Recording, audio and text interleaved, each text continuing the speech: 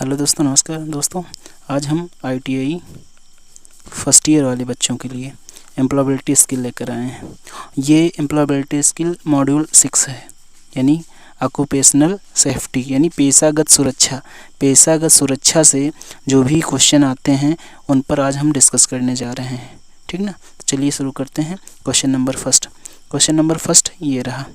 Question number first कहता है कि प्राथमिक चिकित्सा की ABC का अर्थ क्या है, यानी जो प्राथमिक चिकित्सा होती है, फर्स्ट एड होता है, उसका ABC होता है। ABC, ठीक। अक्सर क्वेश्चन ही पूछा जाता है ABC किससे रिलेटेड है, तो ये किससे रिलेटेड है? फर्स्ट एड यानी प्राथमिक चिकित्सा से रिलेटेड है ABC। अभी देखो यहाँ ABC का फुल फॉर्म पूछा गया है, ठीक ना। ये रिलेटेड किससे? ABC प्राथमिक चिकित्सा से रिलेटेड है। और क्वेश्चन कह रहा है प्राथमिक चिकित्सा की ABC का अर्थ बताना है। ऑप्शन फर्स्ट कहते हैं वायुमार्ग यानी एयरवे। सेकंड है रक्तस्राव यानी ब्लीडिंग। थर्ड है परिसंचरण यानी सर्कुलेशन। फर्स्ट ऑप्शन कहता है कि एयरवे ब्लीडिंग एंड सर्कुलेशन यानी वायुमार्ग, रक्तस्राव और परिसंचरण। सेकंड ऑप्शन कहता है कि एयरवे यानी वायुमार्ग, ब्रीदिंग एंड सर्कुलेशन यानी वायुमार्ग, श्वसन और परिसंचरण तंत्र। थर्ड ऑप्शन कहता है एयरवे ब्लीडिंग एंड कंप्रेशन यानी वायुमार्ग, रक्तस्राव और संपीड़न। फोर्थ ऑप्शन कहता है एयरवे ब्रीदिंग एंड कंप्रेशन यानी वायुमार्ग, श्वसन और संपीड़न। तो जो ABC है ना, A फॉर होता है एयरवे, B फॉर होता है ब्रीदिंग और C फॉर होता है सर्कुलेशन यानी वायुमार्ग, श्वसन और परिसंचरण। इसका मतलब ये होता है कि अगर कोई व्यक्ति पीड़ित है, कहीं उसको चोट लग गई, तो सबसे पहले हम देखेंगे उसका एयरवे यानी उसका जो वायुमार्ग वो सही से सांस ले पा रहा है कि नहीं ले पा रहा है। दूसरा है श्वास, वायुमार्ग उसका सही है कि नहीं। दूसरा देखेंगे श्वास यानी पहले हम देखेंगे उसके वायुमार्ग सही है, अगर नहीं होगा तो उसका वायुमार्ग सही करेंगे। सेकंड कहता है सांस, हम देखेंगे वो व्यक्ति सांस ले पा रहा है कि नहीं ले पा रहा है। थर्ड पे हम क्या देखेंगे? परिसंचरण, उसका हाथ पकड़ कर देखेंगे उसके हाथ की जो नाड़ियाँ होती हैं वो चल रही हैं कि नहीं चल रही। अगर इसमें ये सब कुछ हो रहा है तो हम क्या करेंगे? एक्सीडेंट होने पर तुरंत हम डॉक्टर को बुलाएंगे, ठीक। तो इसका करेक्ट आंसर हो जाएगा ABC किससे रिलेटेड है? प्राथमिक चिकित्सा से रिलेटेड है। इसका करेक्ट आंसर है ऑप्शन नंबर B यानी airway. A for airway, B for होता है ब्रीदिंग, C फॉर होता है सर्कुलेशन यानी वायुमार्ग, श्वसन और परिसंचरण, ठीक। नेक्स्ट क्वेश्चन नंबर 2 ये रहा। क्वेश्चन नंबर 2 कहता है कि किस डेसिबल पर ध्वनि खतरनाक ध्वनि प्रदूषण बन जाती है, यानी पूछ रहा है किस डेसिबल। देखो जो डेसिबल होता है ना, डेसिबल ध्वनि को मापने के काम में आता है, यानी ध्वनि को किससे मापा जाता है? ये हमेशा dB में मापा जाता है। D फॉर होता है dB फॉर होता है डेसिबल, ठीक। ध्वनि को हमेशा dB में मापा जाता है। किस में मापा जाता है? dB में मापा जाता है। तो पूछ रहा है किस डेसिबल स्तर पर ध्वनि खतरनाक ध्वनि प्रदूषण बन जाती है, यानी कह रहा है कि किस स्तर पर अगर कहीं ध्वनि हो रही तो मनुष्य के लिए खतरनाक हो जाती है। कितने dB के बाद की जो ध्वनि होती है वो खतरनाक हो जाती है। ऑप्शन पे चलते हैं। ऑप्शन फर्स्ट है 30 यानी 30 dB से ऊपर। सेकंड ऑप्शन कहता है 80 यानी 80 dB के ऊपर। थर्ड ऑप्शन कहता है 100 यानी 100 dB के ऊपर। फोर्थ ऑप्शन कहता है 120 यानी 120 dB के ऊपर। तो जो इसका करेक्ट आंसर हो जाएगा ऑप्शन नंबर B यानी 80 dB के ऊपर। कितना? 80 dB के ऊपर जहाँ भी ध्वनि होगी वो ध्वनि कैसी होगी? मनुष्य के लिए क्या हो जाएगी? खतरनाक हो जाएगी। मनुष्य के लिए खतरनाक हो जाएगी। कितनी? 80 dB के ऊपर जहाँ भी ध्वनि हो रही होगी। जैसे तुम DJ बजाते हो ना, तो DJ की जो ध्वनि होती है ना, ये 75 के ऊपर ही होती है, इसलिए मनुष्य के लिए खतरनाक है। इसलिए ज़्यादा देर तक अगर DJ में रहेंगे ना तो ऐसा लगेगा कहीं ना कहीं कुछ फॉल्ट हो रहा है ब्रेन में, ठीक। नेक्स्ट क्वेश्चन नंबर 3 ये रहा। क्वेश्चन नंबर 3 कहता है कि भूकंप को किस यंत्र से मापा जाता है, यानी जो अर्थक्वेक आता है, देखा ना पृथ्वी कभी कभी हिल जाती है, ये हिलती है। पृथ्वी के अंदर जो प्लेटें होती हैं ना, उन प्लेटों को आपस में टकराने के कारण भूकंप आते हैं। तो भूकंप को बोलते हैं हिंदी, एक और बोलते हैं भूचाल भी बोल देते हैं, या इसको अर्थक्वेक बोल देंगे। तो इस पूछ रहा है कि भूकंप को मापने के लिए यंत्र का नाम पूछ रहा है, यानी किस यंत्र के द्वारा भूकंप को मापा जाता है। ऑप्शन फर्स्ट कहता है टेलीग्राफ। ऑप्शन सेकंड कहता है सिस्मोग्राफ। ऑप्शन थर्ड कहता है ऑसिलोग्राफ। ऑप्शन फोर्थ कहता है बारग्राफ। तो जो भूकंप होता है ना, भूकंप को मापा जाता है सिस्मोग्राफ के द्वारा। किसके द्वारा? सिस्मोग्राफ के द्वारा भूकंप मापा जाता है, ठीक। नेक्स्ट क्वेश्चन, क्वेश्चन नंबर 4, ये रहा क्वेश्चन नंबर 4। क्वेश्चन नंबर 4 कहता है कि सिर की सुरक्षा यानी सिर की सुरक्षा किसके माध्यम से की जाती है? बताइए, सिर की सुरक्षा किसके माध्यम से की जाएगी?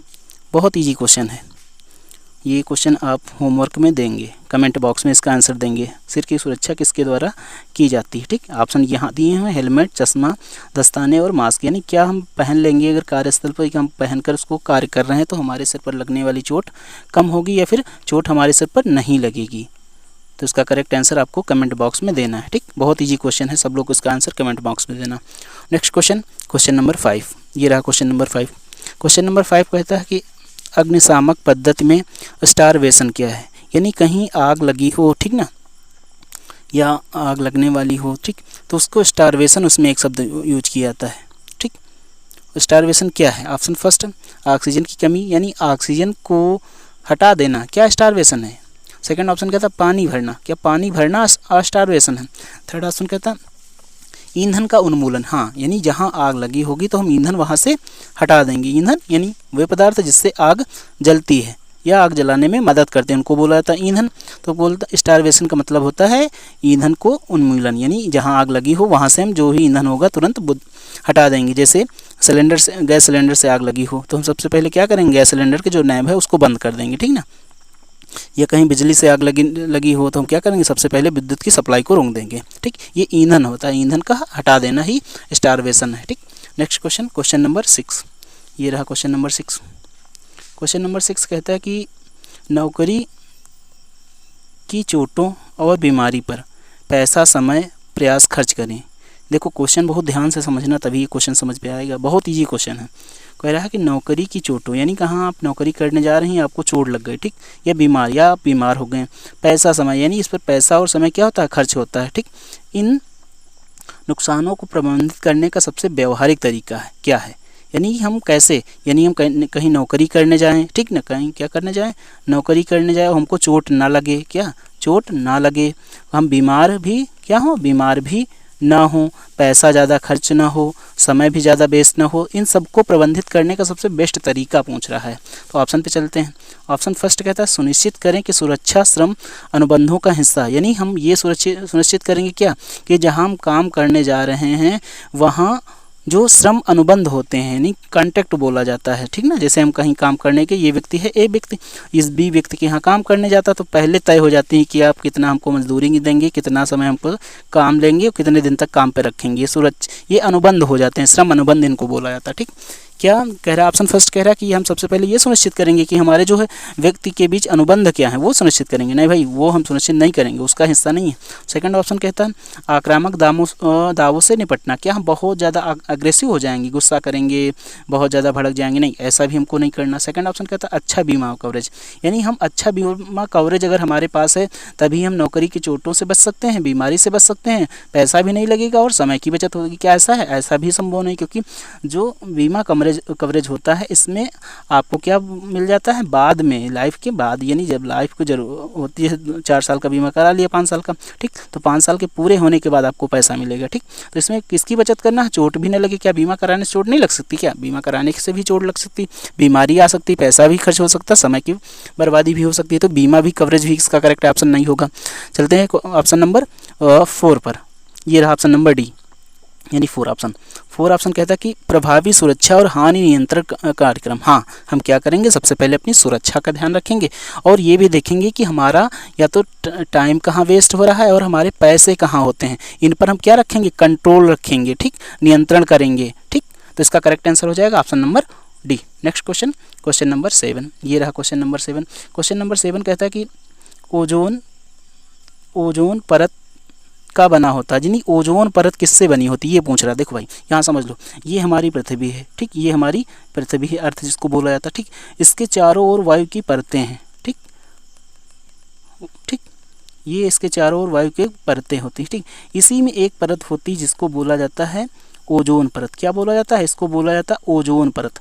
ये क्या करती है, यहाँ सूरज है, सूरज से आने वाली जो हानिकारक किरणें होती हैं, अल्ट्रावायलेट यूवी जिनको बोला जाता है, यूवी रेजेज होती हैं, उनको यहाँ पर रोक देती हैं, यानी वो पृथ्वी पर नहीं आ पाती, वहीं पर रुक जाती हैं। ठीक, तो जो ओजोन का काम होता है हानिकारक किरणों को पृथ्वी पर रोकने में सहयोग करना या रोक देना, ताकि हानिकारक जो किरणें हैं ये पृथ्वी पर ना आए, ताकि यहाँ जीवन सुरक्षित रह सके। तो देखो यहाँ पूछा जा रहा था कि क्या पूछा था, इसका किससे बना होता है। ठीक, ऑप्शन फर्स्ट है एक ऑक्सीजन परमाणु से, यानी एक ऑक्सीजन के परमाणु से बना होता है। ऑप्शन सेकंड है दो ऑक्सीजन परमाणु, यानी दो ऑक्सीजन के परमाणु से मिलकर बना होता है।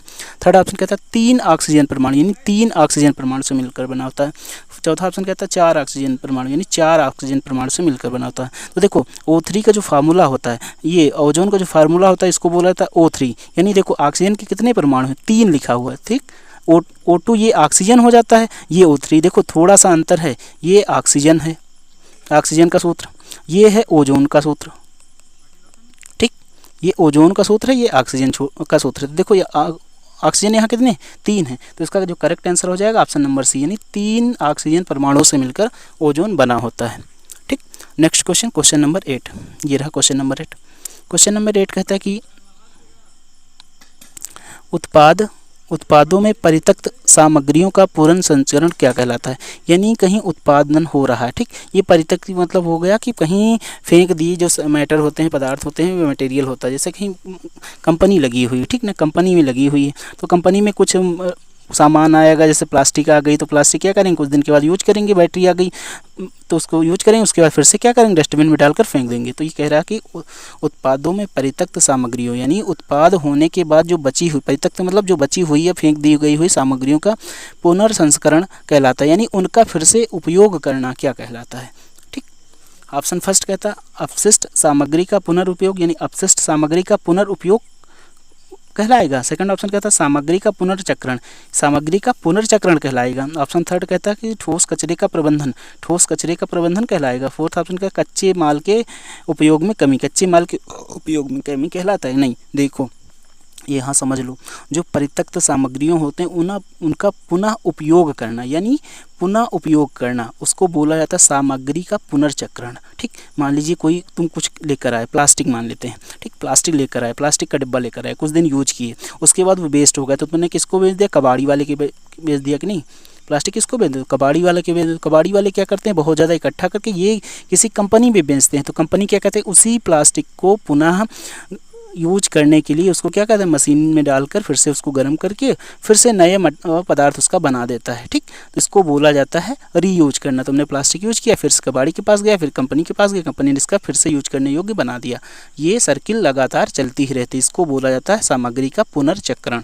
ठीक, जो इसका करेक्ट आंसर हो जाएगा option number B. Next question, question number 9, ये रहा क्वेश्चन नंबर 9। क्वेश्चन नंबर 9 कहता है कि सजीवों का उनके पर्यावरण के संबंध में अध्ययन कहलाता है। सजीव, सजीव कौन, जो जीवन होता है, जिनमें जीवन होता है, जैसे पेड़ पौधे, मनुष्य, जानवर। ठीक, ये सब सजीव के अंतर्गत आते हैं, कीट पतंगे, सब ये सब सजीव के अंदर। सजीव व उनके पर्यावरण के संबंध में अध्ययन को क्या कहलाता है, क्या कहते हैं। ऑप्शन फर्स्ट पारिस्थितिकी तंत्र, ऑप्शन सेकंड अर्थशास्त्र, ऑप्शन फोर्थ पारिस्थितिकी, ऑप्शन थर्ड है पारिस्थितिकी, ऑप्शन फोर्थ है एनालॉग।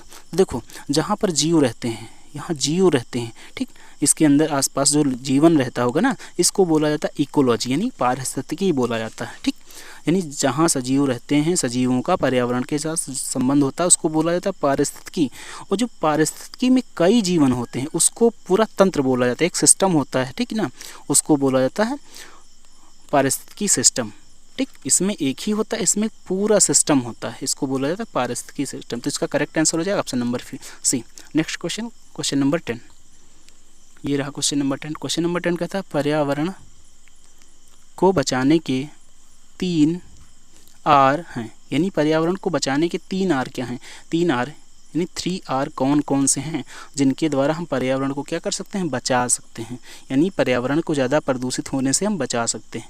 आप देखते हैं कौन कौन से आर हैं 3। फर्स्ट ऑप्शन कहता है reserve, second reserve, reduce, recycle. Second option कहता है reuse, reserve, reduce.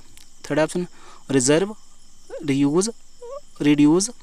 Fourth option कहता है रिड्यूस, रिसाइकिल, रीयूज। देखो जो पर्यावरण के 3 आर हैं, ठीक ना, इनके देखो इसका पहला आर होता है, इसका मतलब होता है रिड्यूज, यानी कोई हम काम कर रहे हैं, कुछ भी खरीद रहे हैं तो हम क्या करें, कम से कम खरीदेंगे ताकि जो हमारे संसाधन हैं उन पर ज़्यादा प्रभाव ना पड़े। जैसे पानी है, ठीक ना, तो पानी का कम से कम हम यूज करेंगे, पानी इधर उधर ज़्यादा वेस्ट नहीं बहाएंगे ताकि ज़्यादा हम पानी ना निकाल सकें ग्राउंड के अंदर, पानी ग्राउंड में बना रहे। ठीक, रिड्यूस यानी काम में कमी कर देंगे, अनावश्यक रूप से उसको हम खर्च नहीं करेंगे।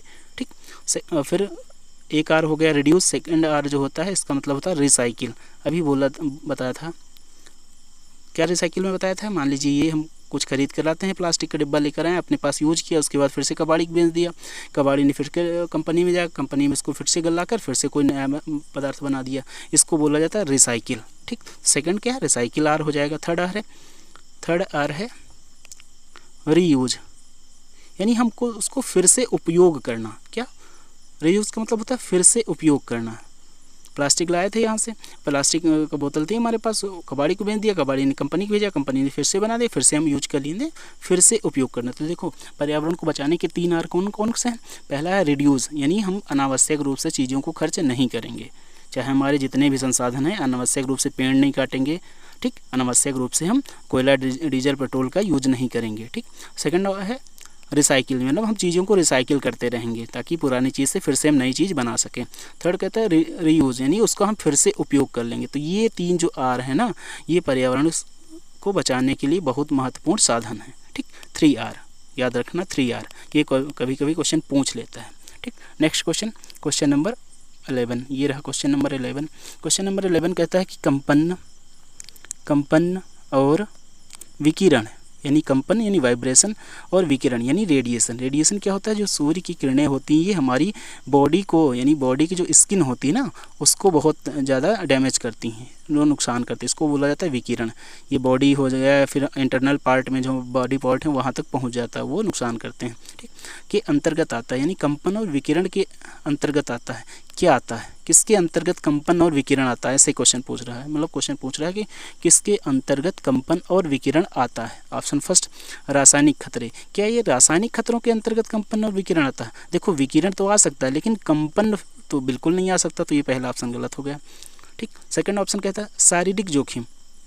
हाँ, ये कंपन और जो विकिरण है इनसे शरीर को नुकसान होता है। क्या होता है, नुकसान, यही कंपन वाइब्रेशन कहीं ज़्यादा हो रहा है तो उससे बॉडी को नुकसान हो जाएगा। विकिरण हो जाएगा तो मैंने बताया स्किन को बहुत ज़्यादा डैमेज करती हो जाती है। ठीक, तो इसका एक डर और रहता है स्किन कैंसर होने के, यानी त्वचा का कैंसर होने का डर बहुत ज़्यादा रहता है विकिरण के द्वारा, या इंटरनली जो हमारे बॉडी पार्ट हैं उनको भी डैमेज करता है। ठीक, विद्युत खतरा, ये विद्युत खतरा तो बिल्कुल नहीं है। मनोवैज्ञानिक खतरा, ये मनोवैज्ञानिक भी खतरा नहीं। तो जो कंपन और विकिरण है ना, ये आते हैं शारीरिक जोखिम यानी फिजिकल हजार्ड के रूप में। ठीक, करेक्ट आंसर हो जाएगा option number B. Next question number 12, ये रहा क्वेश्चन नंबर 12। क्वेश्चन नंबर 12 कहता है कि मानव प्रेरित खतरा कौन सा है, यानी मनुष्य के द्वारा कौन सा खतरा होता है, ऐसा पूछा जा रहा है। यानी किस खतरे को बढ़ावा मनुष्य देता है। ठीक, ऑप्शन फर्स्ट है भूस्खलन। भूस्खलन जानते हो किसको कहते हैं, भूस्खलन कहते हैं जहाँ पेड़ पौधे, जहाँ पहाड़ पर्वत होते हैं बहुत ज़्यादा ऊंचे ऊंचे, वहाँ जब बारिश होती है, ठीक ना, तो ये मिट्टी जो होती है पहाड़ों की, ये धीरे धीरे नीचे और खसकने लगती है बहुत तेज़ी से, कभी कभी लैंडस्लाइड जिसको बोलते हैं, पहाड़ बहुत ज़्यादा दरकते हैं, इसको बोला जाता है भूस्खलन। यानी पृथ्वी का स्खलन, अपने स्थान से नीचे की ओर ढनक जाना। जैसे ये पहाड़ था यहाँ, ठीक, यहाँ ये मिट्टी थी, ये जाकर क्या यहाँ रुकी हुई थी, ये अचानक यहाँ आकर गिर गई। ठीक, तो ये यहाँ से आना भूस्खलन कहलाता है। ठीक, सेकंड ऑप्शन कहता है चक्रवात। चक्रवात तो तुमको पता है। ठीक, चक्रवात क्या होता है, ऐसे होता है चक्रवात, ऐसे उठने वाली हवाएं होती हैं, ठीक, जो चारों ओर उठती रहती हैं, इनको चक्रवात बोला जाता है। ज्वालामुखी, जहाँ पर ज्वालामुखी होते हैं, वल्केनो। सेकंड और अर्थक्वेक, भूकंप। मानव प्रेरित खतरा कौन सा, देखो हम ऑप्शन पर क्लियर के चलते हैं। ठीक, यहाँ तो ऑप्शन जो बताया उसने 0 ऑप्शन लगाया। ठीक, जो भूकंप होता है, भूकंप मानव के द्वारा नहीं आता है, पृथ्वी के अंदर जो प्लेटें होती हैं वो आपस में टकराती हैं तब भूकंप आता है, तो ये तो हो नहीं सकता। सेकंड कहता है ज्वालामुखी। ज्वालामुखी भी पृथ्वी के अंदर की जो प्लेटें हैं उन्हीं के टकराने के कारण आता है। चक्रवात भी वायुमंडलीय घटना है, वायुमंडलीय है, ठीक ना, वायवीय घटना है, ऐसे बोल सकते हैं, तो ये भी मनुष्य द्वारा प्रेरित नहीं है। भूस्खलन भी मनुष्य के द्वारा प्रेरित नहीं है। यानी ये जो चारों घटनाएं दी हैं, इससे सीधा से अगर डायरेक्ट पूछ लें कि सीधा मनुष्य से कोई संबंध नहीं होता है। ठीक, ऐसा नहीं कि मनुष्य के कारण ये घटनाएं आती, नहीं, ये चीज़ें क्या हैं, ये प्राकृतिक चीज़ें हैं। ठीक, ये प्रकृति के कारण होती हैं, इसमें मनुष्य का कोई हस्तक्षेप नहीं होता है। डायरेक्ट तौर पर, इनडायरेक्ट तौर पर हस्तक्षेप होता है। ठीक, डायरेक्ट तौर पर कोई हस्तक्षेप नहीं होता। तो इसका करेक्ट आंसर, मतलब कोई भी आंसर इसका सही नहीं है। ठीक, मानव द्वारा प्रेरित कौन सा खतरा है? ठीक, तो ये सभी प्राकृतिक खतरा है, मनुष्य के द्वारा प्रेरित कोई भी खतरा ये नहीं है। Next question, question number 12। ये रहा क्वेश्चन नंबर 12। क्वेश्चन नंबर 12 कहता है कि कौन सा एक गैर नवीकरणीय ऊर्जा है? देखो, गैर नवीकरणीय क्या होता है? देखो, दो टाइप के संसाधन होते हैं, एक होता है नवीकरणीय। क्या होता है? एक होता है नवीकरणीय, एक होता है गैर नवीकरणीय। ज़रा ध्यान से समझ लेना, गैर नवीकरणीय।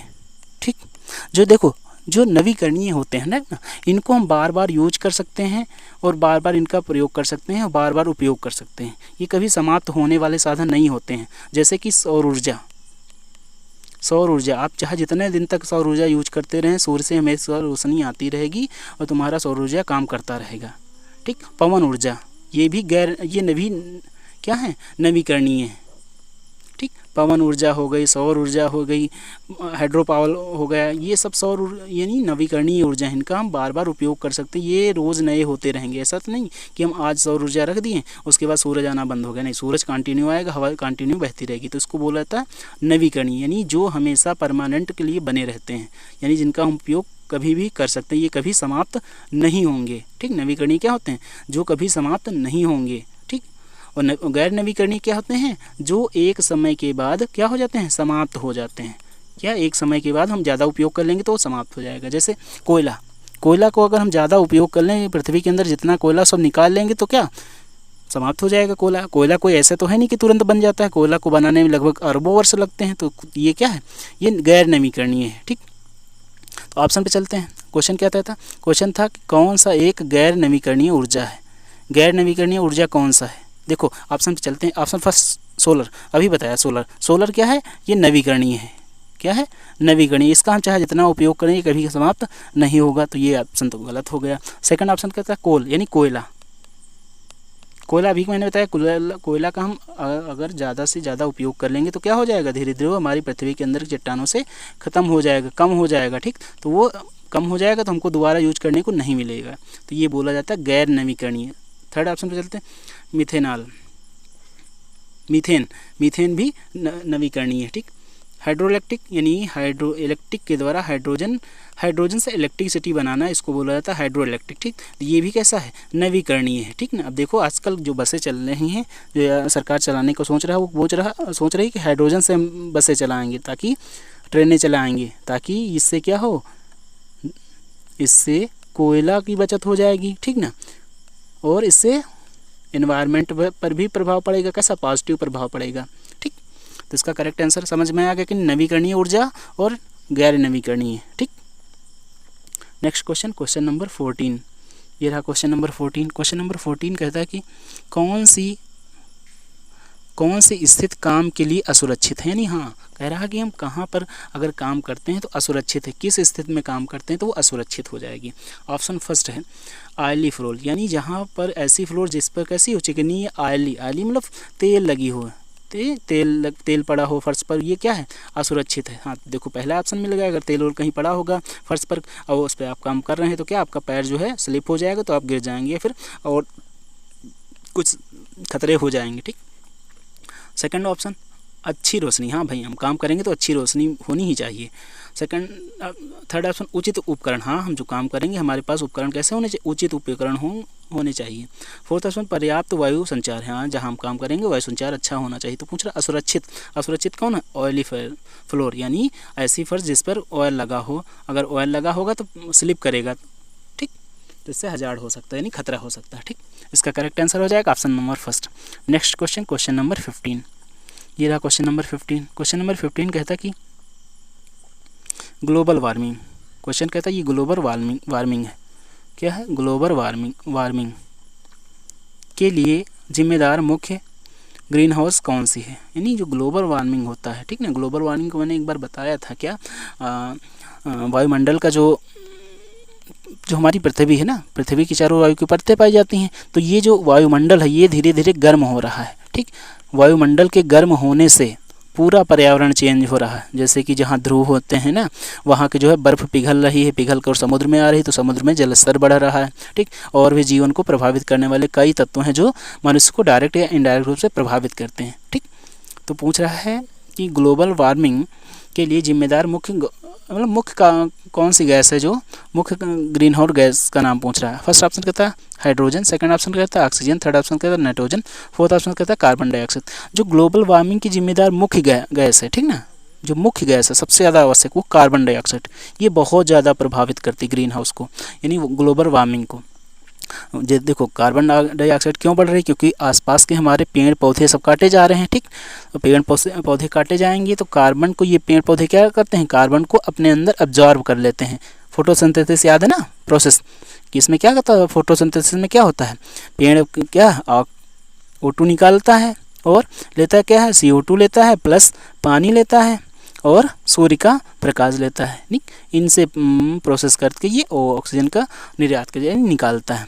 ठीक, ग्लोबल वार्मिंग के लिए मुख्य ग्रीन हाउस गैस हो जाएगा कार्बन डाइऑक्साइड। नहीं, कार्बन डाइऑक्साइड धीरे धीरे बहुत ज़्यादा एनवायरनमेंट में बढ़ रही है, ताकि हमारा एनवायरनमेंट गर्म हो रहा है। ठीक, इसका करेक्ट आंसर जो है वो कार्बन डाइऑक्साइड ही है, बट जो आयोग ने दिया वो नाइट्रोजन दिया। नाइट्रोजन को ग्लोबल वार्मिंग से कोई लेना देना नहीं। अगर हाँ ये क्वेश्चन पूछता ग्लोबल वार्मिंग के लिए जिम्मेदार मुख्य ग्रीन हाउस गैस कौन सी नहीं है, ये ऐसा पूछता कौन सी नहीं है, तो ये लगा देते नाइट्रोजन। ठीक, मुख्य जिम्मेदार गैस है कार्बन डाइऑक्साइड, तो इसका करेक्ट आंसर हो जाएगा ऑप्शन नंबर डी। ठीक, इसका करेक्ट आंसर हो जाएगा option number D. Next question, question number 16, ये रहा क्वेश्चन नंबर 16। क्वेश्चन 16 कहता है कि निम्नलिखित में से कौन एक एर्गोनॉमिक खतरा नहीं है। कौन सा एक एर्गोनॉमिक खतरा नहीं है। तो एर्गोनॉमिक खतरे वो होते, देखो एर्गोनॉमिक को थोड़ा समझ लेते हैं। एर्गोनॉमिक क्या होता है कि मतलब ऐसा व्यवहार या ऐसी परिस्थितियाँ जहाँ मनुष्य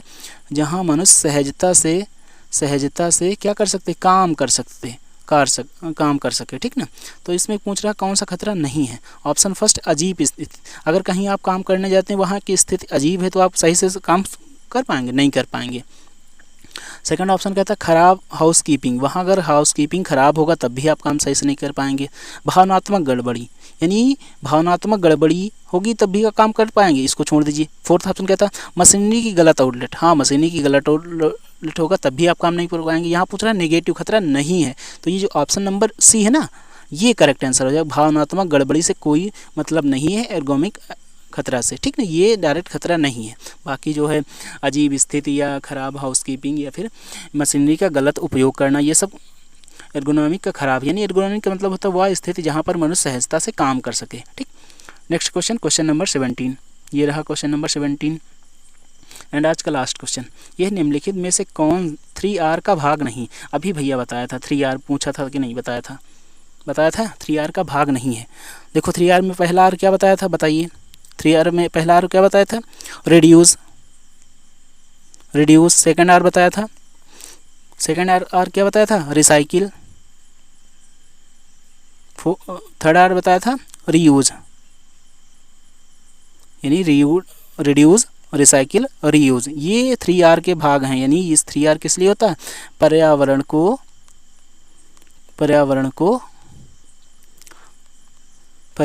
क्या कर सकते हैं, ये पर्यावरण को नुकसान नहीं करते हैं। नहीं, पर्यावरण को सुरक्षित रखने के लिए 3R फार्मूला लाया गया था। तो इसमें क्या होता है, रिड्यूस को बता चुके थे। कोई भी चीज़ हम अनावश्यक रूप से उपयोग नहीं करेंगे।